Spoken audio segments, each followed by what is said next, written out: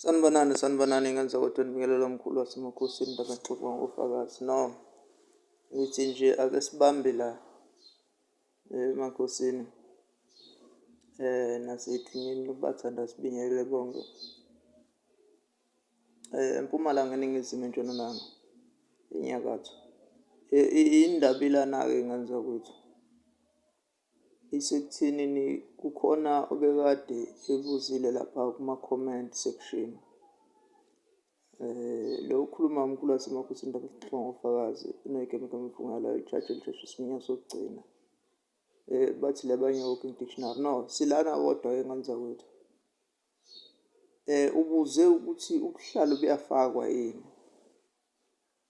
kungekho ene-ritual, ungathwasi, ungenjani njani. Impendulo yami ithi yebo, buyafakwa kodwa awuvane usuke nje uzifakele ubuhlalo. Awuvele nje usuke ufake kube kungashiwongo. Angikhulumi le ndaba ukuthi umuntu mhlasimbe ubonisiwe ubuhlalo kodwa akatshelwanga ukuthi abufake. Umuntu ufanele utshelwe ukuthi kufuneka ufake ubuhlalo obuthize. Either utshelwa umuntu owumprofethi, umthandazi, athi nje awufake nje. Kukhona indima asuke efuna ukuyibamba ethize. Omunye anede ngabufaka ubuhlalo bese buyamphilisa.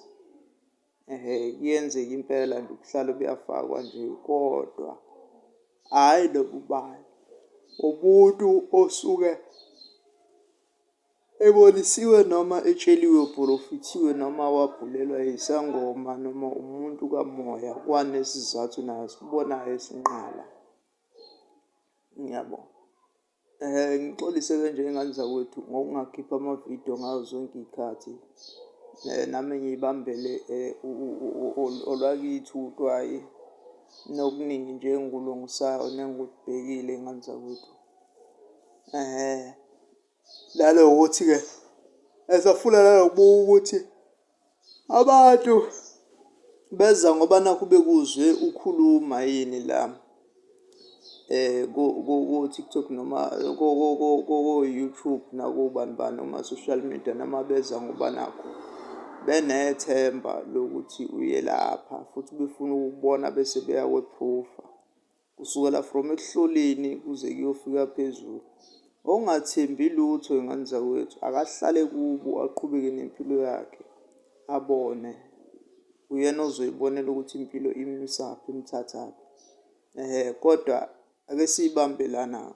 Ubuhlalo mnikeze bufake ubuhlalo, buyafakwa without any ritual, without ukuthwasa, without ukuthi ubekele iy'gobongo noma wenzenjani noma uyathwasa kodwa buyafakwa.